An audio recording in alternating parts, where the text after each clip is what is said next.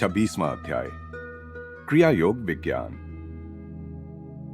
इस पुस्तक में बार बार जिस क्रिया योग विज्ञान का उल्लेख हुआ है उसका आधुनिक भारत में दूर दूर तक प्रसार मेरे गुरु के गुरु लाहिड़ी महाशय के माध्यम से हुआ। क्रिया संस्कृत शब्द क्रि धातु से बना है जिसका अर्थ है करना, कर्म और प्रतिकर्म करना। इसी धातु से कर्म शब्द भी बना है जिसका अर्थ है कार्य कारण का नैसर्गिक नियम। अतः क्रिया योग का अर्थ होता है एक विशिष्ट कर्म या विधि यानी क्रिया द्वारा अनंत परम तत्व के साथ मिलन यानी योग। इस विधि का निष्ठापूर्वक अभ्यास करने वाला योगी धीरे धीरे कर्म बंधन से या कार्य कारण संतुलन की नियमबद्ध श्रृंखला से मुक्त हो जाता है। कुछ प्राचीन यौगिक विधि निषेधों के कारण सर्व सामान्य के लिए लिखी जाने वाली इस पुस्तक में मैं क्रिया योग का पूर्ण विवरण नहीं दे सकता। इसकी वास्तविक प्रविधि योगदा सत्संग सोसाइटी या सेल्फ रियलाइजेशन फेलोशिप के किसी अधिकृत क्रियावान यानी क्रिया योगी से ही सीखनी चाहिए। यहां केवल स्थूल वर्णन पर ही संतुष्टि करनी होगी। क्रिया योग एक सरल मनोदैहिक प्रणाली है जिसके द्वारा मानव रक्त कार्बन रहित होकर ऑक्सीजन से पूरित हो जाता है। इस अतिरिक्त ऑक्सीजन के अणु प्राण धारा में रूपांतरित हो जाते हैं जो मस्तिष्क और मेरुदंड के चक्रों में नव शक्ति का संचार कर देती है। शिराओं में बहने वाले अशुद्ध रक्त यानी वेनस ब्लड का संचय रुक जाने से योगी ऊतकों यानी टिश्यूज में होने वाले ह्रास को रोक सकता है या कम कर सकता है। उन्नत योगी अपनी कोशिकाओं यानी सेल्स को ऊर्जा में रूपांतरित कर देता है। एलाइजा, ईसा मसीह, कबीर और अन्य संत क्रिया योग या उसी के समान किसी प्रविधि के प्रयोग में निष्णात थे जिसके द्वारा वे अपने शरीर को अपनी इच्छानुसार प्रकट या अंतर्धान कर सकते थे। क्रिया योग एक प्राचीन विज्ञान है। लाहिड़ी महाशय को यह उनके महान गुरु बाबा जी से प्राप्त हुआ था जिन्होंने अंधकार युगों में इसके लुप्त हो जाने के बाद फिर से उसे प्रकट कर परिष्कृत किया। बाबा जी ने इसे क्रिया योग का सीधा साधा नाम दिया। बाबा जी ने लाहिड़ी महाशय से कहा था, इस 19वीं शताब्दी में जो क्रिया योग मैं विश्व को तुम्हारे माध्यम से दे रहा हूं यह उसी विज्ञान का पुनरुत्थान है जो श्री कृष्ण ने सहस्त्राब्दियों पहले अर्जुन को दिया था और जो बाद में Patanjali, Isa Masih, Saint John, Saint Paul और ईसा मसीह के अन्य शिष्यों को प्राप्त हुआ। भगवत गीता में भगवान श्री कृष्ण ने क्रिया योग की चर्चा 2 बार की है। एक श्लोक में वे कहते हैं, अपान वायु में प्राण वायु के हवन द्वारा और प्राण वायु में अपान वायु के हवन द्वारा योगी प्राण और अपान दोनों की गति को रुद्ध कर देता है और इस प्रकार वह प्राण को हृदय से मुक्त कर लेता है और प्राण शक्ति पर नियंत्रण प्राप्त कर लेता है।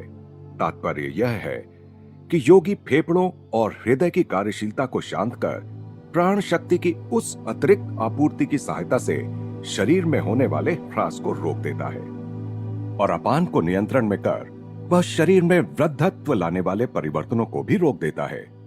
इस प्रकार ह्रास और वृद्धि दोनों को रोककर योगी प्राण नियंत्रण सीख लेता है। गीता के एक अन्य श्लोक में कहा गया है, वह ध्यान पारंगत मुनि सदा के लिए मुक्त हो जाता है जो चरम लक्ष्य की प्राप्ति के लिए अपनी दृष्टि को भ्रूमध्य में स्थित करके नासिका तथा फेफड़ों में विचरने वाले प्राण और अपान का निराकरण यानी सम करते हुए बाहरी विषय भोगों से अपने ध्यान को हटाने में और इच्छा, भय तथा क्रोध को निकाल बाहर करने में समर्थ है और जिसने अपने संवेदी मन एवं बुद्धि को जीत लिया है।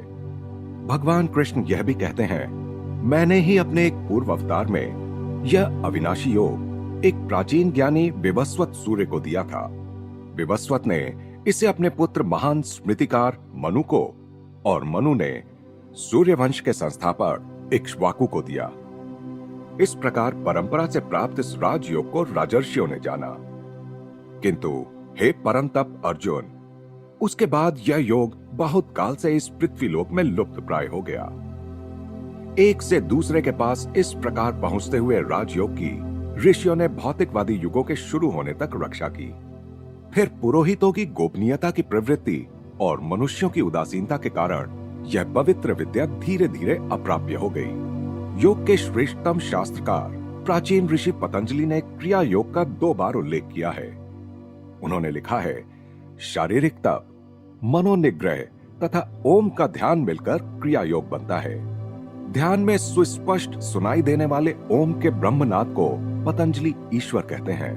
ओम सृष्टिकर्ता शब्द ब्रह्म है, वह स्पंदनशील सृष्टि यंत्र का गुंजन है और ईश्वर के अस्तित्व का साक्षी है।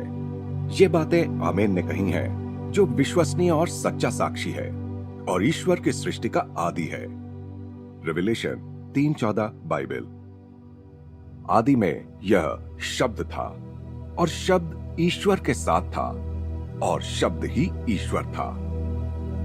सब वस्तुओं का उस यानी शब्द या ओम के द्वारा सृजन हुआ और बिना उसके किसी भी वस्तु का सृजन नहीं हुआ। John 1:1-3 Bible. वेदों का ओम तिब्बतियों का पवित्र मंत्र, मुसलमानों का आमीन और मिस्रवासियों, यूनानियों, यहूदियों तथा ईसाइयों का आमीन बन गया। हिब्रू भाषा में इसका अर्थ है निश्चित, विश्वास योग्य। योग का नया साधक भी शीघ्र ही ओम की अद्भुत ध्वनि को सुन सकता है। इस परमानंदमय आध्यात्मिक प्रोत्साहन से उसे पूर्ण विश्वास हो जाता है कि सूक्ष्म लोकों से उसका संपर्क हो रहा है। पतंजलि दूसरी बार फिर से क्रिया प्रविधि की या प्राणायाम की चर्चा इस प्रकार करते हैं। उस प्राणायाम द्वारा मुक्ति प्राप्त की जा सकती है जो श्वास और प्रश्वास के गति विच्छेद से निष्पन्न होता है। सेंट पॉल को क्रिया योग या वैसी ही किसी प्रविधि का ज्ञान था जिसके द्वारा वे प्राण शक्ति को इंद्रियों में प्रवाहित कर सकते थे और उसे इंद्रियों से वापस भी खींच सकते थे। इसीलिए वे कह सके, मुझे ईसा में जो परम आनंद प्राप्त होता है, उस आनंद की शपथ खाकर मैं कहता हूं कि मैं रोज मरता हूं। शरीर की संपूर्ण प्राण शक्ति को, जो साधारणतः इंद्रिय जगत की ओर बहिर्मुखी होती है और इस कारण इसे सत्य का भास प्रदान करती है, अंतर में केंद्रित करने की एक विधि द्वारा सेंट पॉल प्रतिदिन कूटस्थ चैतन्य के परमानंद के साथ वास्तविक योग यानी मिलन का अनुभव करते थे। उस परमानंदमय अवस्था में वे इंद्रिय भ्रम या माया जगत के प्रति मर जाने या उससे मुक्त होने के प्रति सचेत रहते थे। ईश तादात्म्य की आरंभिक अवस्थाओं यानी सविकल्प समाधि में साधक की चेतना परम तत्व में विलीन हो जाती है। उसकी प्राण शक्ति शरीर से खिंच जाती है और शरीर निश्चल और कड़ा या मृत प्रतीत होता है। योगी को यह पूर्ण भान रहता है कि उसके शरीर में चलने वाली सारी जीवन क्रियाएं उस अवस्था में रुकी हुई होती हैं। परंतु जैसे जैसे वह उन्नति कर उच्चतर आध्यात्मिक अवस्थाओं यानी निर्विकल्प समाधि में पहुंचता है, वैसे वैसे वह शरीर की निश्चेष्टता के बिना ही परम तत्व के साथ तादात्म्य कर लेता है। यहां तक कि साधारण चेतना में भी जब वह जाग रहा होता है और संसार में अपने कर्तव्यों को निभाते समय भी वह ईश्वर के साथ एकात्म रहता है। श्री युक्तेश्वर जी अपने शिष्यों को बताते थे, क्रिया योग एक ऐसा साधन है जिसके द्वारा मानवीय क्रम विकास की गति बढ़ाई जा सकती है। प्राचीन योगियों ने यह पता लगा लिया था कि ब्रह्म चैतन्य का रहस्य श्वास नियंत्रण के साथ घनिष्ठता से जुड़ा हुआ है। विश्व के ज्ञान कोश में यह भारत का अद्वितीय एवं अमर योगदान है। उच्चतर कार्यों के लिए हृदय क्रिया को चलाते रहने में सामान्यतः खर्च हो जाने वाली प्राण शक्ति को किसी ऐसी प्रविधि की सहायता से श्वास की अनवरत आवश्यकता से मुक्त करना आवश्यक है जो श्वास को शांत और निस्तब्ध कर सके।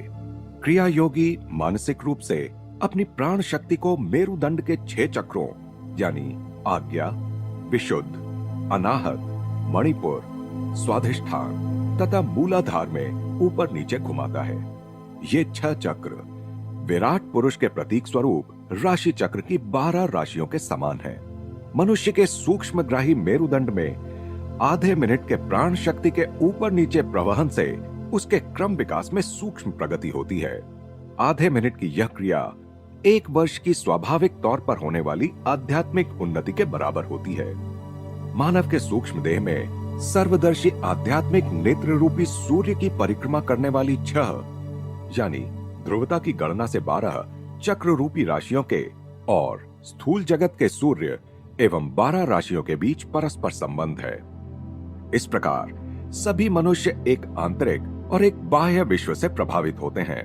प्राचीन ऋषियों ने यह ढूंढ निकाला कि मानव की सांसारिक और आकाशीय परिस्थितियां उसे 12 वर्ष के काल चक्र के क्रम में स्वाभाविक उन्नति के उसके मार्ग पर आगे सरकाती हैं। शास्त्र दृढ़ता पूर्वक कहते हैं कि मनुष्य को अपने मानवीय मस्तिष्क को पूर्ण विकसित कर ब्रह्म चैतन्य प्राप्त करने के लिए 10 लाख वर्षों की स्वाभाविक व्याधि रहित विकास की आवश्यकता होती है।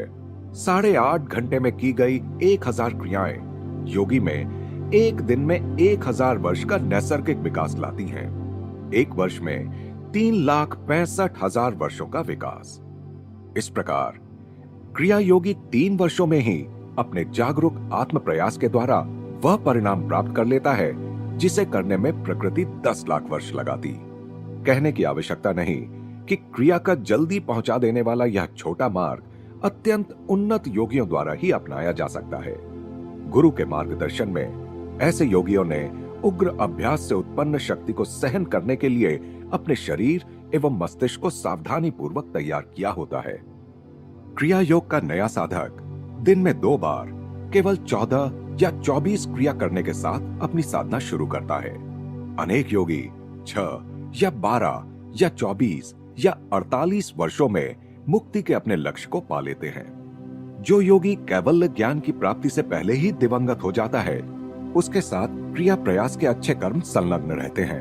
अपने नए जन्म में वह अपने चरम लक्ष्य की ओर स्वाभाविक रूप से प्रेरित होता है।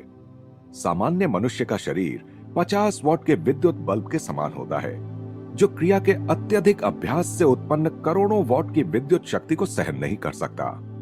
सरल और निश्चित रूप से फल देने वाली क्रिया की पद्धतियों के अभ्यास को धीरे धीरे बढ़ाते जाने से मनुष्य के शरीर में दिन प्रतिदिन सूक्ष्म परिवर्तन होते जाते हैं और शरीर अंततः उस महाप्राण शक्ति की अनंत संभावनाओं को व्यक्त करने के योग्य हो जाता है जो सृष्टि में परम तत्व की प्रथम सक्रिय अभिव्यक्ति है। अनेक मार्ग भ्रष्ट उत्साहोन्मत्त व्यक्तियों द्वारा सिखाए जा रहे विज्ञान विरुद्ध श्वास व्यायामों में और क्रिया योग में कहीं भी कोई साम्य नहीं है। फेफड़ों में बलपूर्वक श्वास को रोक कर रखने का प्रयास करना अनैसर्गिक है और निश्चित रूप से कष्टकर भी। इसके विपरीत क्रिया अभ्यास में शुरू से ही शांति और मेरुदंड में हो रहे पुनरुज्जीवनी प्रभाव के शांतिदायक संवेदन अनुभव होते हैं। यह प्राचीन यौगिक प्रविधि श्वास को मन सत्व में परिवर्तित कर देती है। जैसे जैसे आध्यात्मिक उन्नति होती है, वैसे वैसे साधक श्वास को केवल एक मनोधारणा के रूप में जानने लगता है। मन का एक कार्य मात्र स्वप्न श्वास। मनुष्य की श्वास गति और उसकी चेतना की भिन्न भिन्न अवस्थाओं के बीच गणितीय निश्चितता के साथ स्थित संबंधों के अनेकानेक उदाहरण दिए जा सकते हैं। किसी व्यक्ति का चित्त पूरी तरह मग्न हो, जैसे किसी गहन बौद्धिक वाद विवाद में या किसी असाधारण नाजुक या कठिन शारीरिक कर्तव्य करने में होता है, तो उसका श्वास अपने आप बहुत धीरे चलता है। चित्त की मग्नता श्वास की धीमी गति पर निर्भर करती है। भय, काम, क्रोध आदि हानिकारक भावावेगों की अवस्थाओं में श्वास अनिवार्य रूप से तेज या असमान गति से चलता है। 1 मिनट में 18 बार श्वास लेने की मनुष्य की गति की तुलना में चंचल बंदर 32 बार श्वास लेता है। अपनी दीर्घायुता के लिए प्रसिद्ध हाथी, कछुआ, सांप तथा अन्य जीवों की श्वास गति मनुष्य से कम होती है। उदाहरण के लिए विशालकाय समुद्री कछुआ जो 300 साल तक जीवित रहता है, 1 मिनट में केवल 4 बार श्वास लेता है। निद्रा से जो नव स्फूर्ति प्राप्त होती है, उसका कारण है निद्रा के दौरान मनुष्य का शरीर एवं श्वास के प्रति अस्थायी रूप से अचेत होना। निद्राधीन मनुष्य योगी बन जाता है। हर रात वह अचेतन रूप से देह बोध से मुक्त होने एवं प्राण शक्ति को मस्तिष्क के मुख्य भाग तथा मेरुदंड के 6 चक्रों के शक्ति केंद्रों में बहती स्वास्थ्यकारी धाराओं में विलीन करने की यौगिक क्रिया को संपन्न करता है। इस प्रकार मनुष्य निद्राधीन होकर उस महाप्राण शक्ति से पुनरावेशित हो जाता है जो समस्त जीव जगत का प्राणाधार है। योगाभ्यास करने वाला योगी एक सरल प्राकृतिक प्रक्रिया को सोने वाले व्यक्ति की तरह अचेत रूप से और मंद गति से नहीं, बल्कि सचेत रूप से करता है। क्रिया योगी अपनी प्रवृत्ति को अपने शरीर की समस्त कोशिकाओं को अक्षय प्रकाश से सराबोर करने के लिए और इस प्रकार उन्हें आध्यात्मिक चुंबकत्व की अवस्था में बनाए रखने के लिए प्रयुक्त करता है। वह वैज्ञानिक रूप से श्वास को अनावश्यक बना देता है और अपने अभ्यास के दौरान कभी निद्रा, अचेतनता अथवा मृत्यु की अधोमुखी अवस्थाओं में नहीं जाता। माया के अधीन या प्रकृति के नियम के अधीन जीने वाले मनुष्यों में प्राण शक्ति का प्रभाव बाह्य जगत की ओर होता है और इंद्रियों में व्यय हो जाता है तथा उसका दुरुपयोग होता है। क्रिया योग का अभ्यास इस प्रवाह को वापस मोड़ देता है। प्राण शक्ति को मन के द्वारा अंतर जगत में ले जाता है, जहां प्राण शक्ति मेरुदंड की सूक्ष्म शक्तियों के साथ पुनः एक हो जाती है। प्राण शक्ति को इस प्रकार पुनः बल मिलने से योगी के शरीर एवं मस्तिष्क की कोशिकाओं को एक आध्यात्मिक अमृत से नव शक्ति प्राप्त होती है। जो लोग केवल प्रकृति और उसकी दैवी योजना के अनुसार अपना जीवन व्यतीत करते हैं, वे उचित आहार, सूर्य प्रकाश तथा सामंजस्य पूर्ण विचारों के द्वारा 10 लाख वर्षों में आत्मज्ञान प्राप्त कर लेंगे। मस्तिष्क रचना में किंचित सा परिष्कार ला पाने में भी सामान्य स्वस्थ जीवन के 12 वर्षों की अवधि लग जाती है। इस हिसाब से यह अपेक्षा की जाती है कि 10 लाख वर्षों की अवधि में मस्तिष्क रूपी भवन की इतनी शुद्धि हो जाएगी कि उसमें ब्रह्म चैतन्य प्रकट हो सके। परंतु क्रिया योगी एक आध्यात्मिक विज्ञान को प्रयुक्त कर प्रकृति के नियमों के इतने लंबे समय तक सावधानी पूर्वक पालन करने की आवश्यकता से अपने आप को मुक्त कर लेता है। आत्मा को शरीर से बांधकर रखने वाली श्वास रूपी डोरी को खोलकर क्रिया दीर्घायु प्रदान करती है तथा चेतना का अनंतता में विस्तार करती है। यह यौगिक प्रविधि मन और विषयासक्ति इंद्रियों के बीच चल रही खींचातानी को समाप्त कर देती है और साधक को अपने अनंत साम्राज्य पर पुनः अधिकार करने के लिए मुक्त कर देती है। तब साधक जान जाता है कि उसका वास्तविक स्वरूप न तो शरीर से बंधा है और न ही श्वास से, जो मर्त्य मानव के हवा का दास होने का तथा प्रकृति के पंच महाभूतों के आगे विवश होने का प्रतीक है। अपने शरीर एवं मन का स्वामी बनकर क्रिया योगी अंततः अंतिम शत्रु यानी मृत्यु पर विजय पा लेता है। ऐसे करोगे तो मृत्यु का भक्षण, जो मनुष्यों का करती है भक्षण, यहां जब मृत्यु ही एक बार मर जाए तो मरना कैसा फिर? आत्मचिंतन या एकांतवास प्राण शक्ति से बंधे मन और इंद्रियों को विलग करने का अवैज्ञानिक प्रयास है।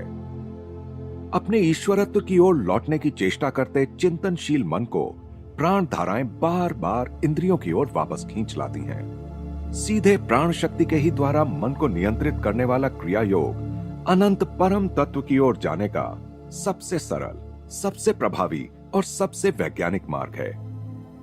बैलगाड़ी के समान धीमे अनिश्चित चिंतन मार्ग की तुलना में क्रिया योग ईश्वर की ओर ले जाने वाला विमान मार्ग है। सभी प्रकार की एकाग्रता एवं ध्यान की प्रविधियों को विचार में लेने के बाद अनुभव सिद्ध प्रविधियों को ही योग विज्ञान में शामिल किया गया है।